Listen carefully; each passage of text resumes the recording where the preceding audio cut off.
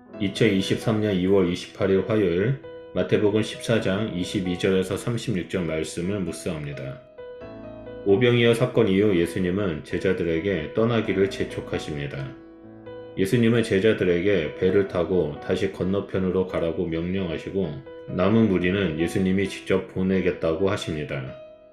예수님의 이런 행위는 독자들로 하여금 의아스럽게 만듭니다. 예수님은 왜 더 늦기 전에 무리를 돌려보내야 했었을까? 그 이유는 무엇일까에 대한 궁금증이 생깁니다. 예수님은 제자들을 배로 보낸 후 남은 무리를 해산하신 후 기도하기 위해 홀로 산에 오르십니다. 예수님이 홀로 산에 올라 기도하셨다는 것은 상당한 관심을 끄는 대목입니다. 사역을 시작하시기 전에 홀로 강야에서 계셨던 것을 제외하고 이렇게 홀로 계신 시간은 여기가 유일합니다. 예수님이 왜 기도하셨는지에 대해서 이유가 나오지 않습니다. 하지만 마태는 예수님이 짧지 않은 기도의 시간을 가진 것에 대해 주목하고 있습니다. 그리고 갑자기 카메라 렌즈는 산 위에 예수님에게서 바다 위에 있는 제자들을 향합니다.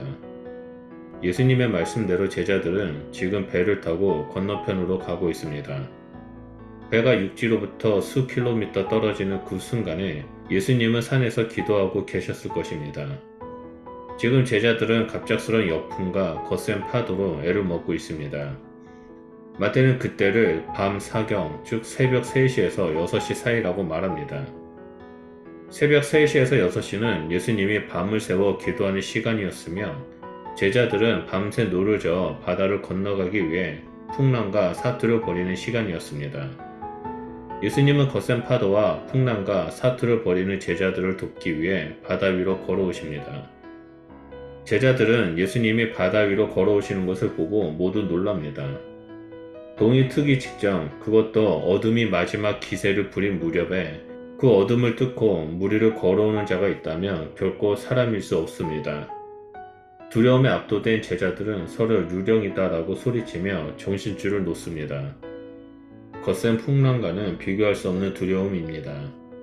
배 곁에 당도한 예수님은 두려움에 빠진 제자들을 안심시키기 위해 즉시 자신임을 알리시고 두려워하지 말라라고 명령하십니다. 이때 제자들 중 베드로가 제일 먼저 반응을 보입니다. 지금부터 소개되는 베드로의 이야기는 마태복음에서만 소개하는 특별한 내용입니다. 두려움 때문에 긴박한 순간에 베드로는 상상하지 못했을 제안을 예수님께 합니다. 정말 주님이시라면 자신도 무리를 걷게 해달라는 것입니다. 우리는 이 장면을 앞에 나타나는 오병이어 기적과 연결하여 묵상할 필요가 있습니다. 제자들은 오병이어를 통해 예수님의 놀라운 기적에 동참했습니다. 예수님과 함께할 때 그들은 어떤 능력과 사역을 감당할 수 있는지를 배우고 경험했습니다. 베드로의 요청은 무리에 서 있는 분이 예수님이라면 자신도 동일한 기적에 동참할 수 있게 해달라는 의미였습니다. 그렇게 베드로의 요청은 분명 믿음이 실려 있었습니다.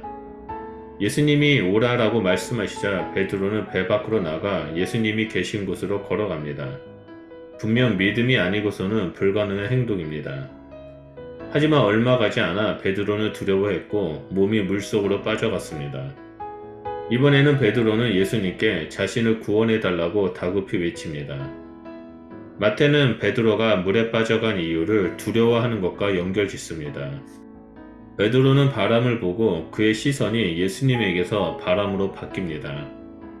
앞서 치유의 기적을 베푸시는 예수님을 주목하지 못하고 큰 무리의 굶주린 상황을 보며 체념했던 것과 평행을 이룹니다. 예수님을 주목할 때에는 무리를 걸었지만 바람과 파도를 보는 순간 그만 물에 빠지게 됩니다. 베드로의 긴박한 요청에 예수님은 즉시 손을 내밀어 빠져가던 베드로를 붙잡아 구원해 주십니다. 그리고 베드로를 향해 믿음이 작은 자라고 책망하십니다. 이를 통해 논리와 이성을 초월하는 영적인 기적에 동참하는 데는 반드시 믿음이 요구되는 것을 볼 수 있습니다. 의심의 근거는 논리와 이성에 기초한 경험으로부터 나타나는 자기 확신입니다. 그러므로 참된 신앙은 언제나 믿음의 대상을 누구로 삼느냐의 싸움입니다. 예수님이 베드로와 함께 배에 오르자마자 바람은 그칩니다.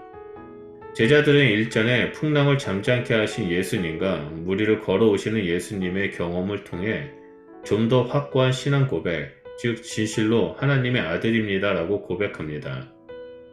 제자들이 예수님을 하나님의 아들로 고백하는 것은 이것이 처음입니다.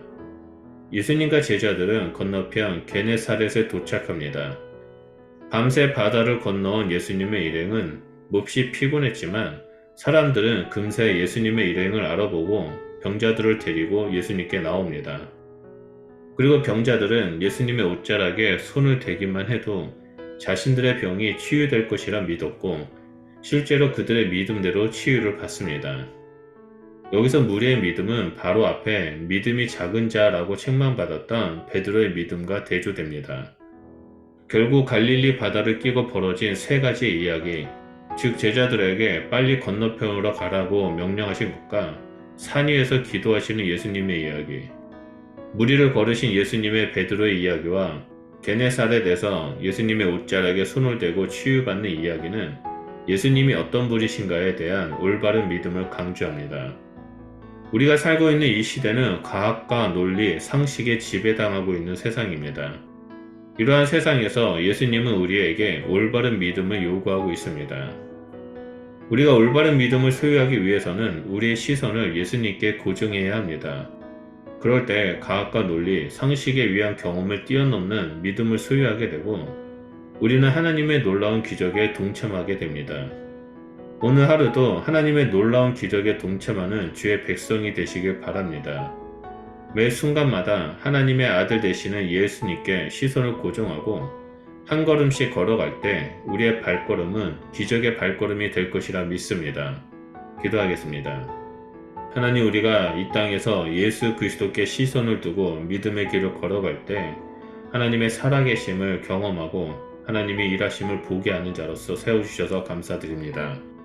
우리의 인생의 길에 풍랑이 일고 거센 파도가 친다 할지라도 우리의 시선이 풍랑과 거센 파도를 바라보는 것이 아니라 모든 것을 다스리시는 예수님께 바라볼 때 예수님께서 거센 풍랑과 거센 바람을 잠잠케 하시고 하나님께서 하나님 되심을 선포하는 것을 보게 해주실 줄 믿습니다. 우리는 날마다 주님만을 의지하며 나아가겠습니다. 우리가 오직 예수님만을 바라보며 믿음의 길을 걸어갈 때 하나님께서 어떠한 분이신지를 더 깊이 알아가는 자가 될 수 있도록 우리 가운데 계시하여 주시고 말씀하여 주시옵소서. 우리와 늘 함께해 주심을 감사드리고 우리의 삶을 다스려 주심에 감사드리며 예수 그리스도 이름으로 기도드립니다. 아멘.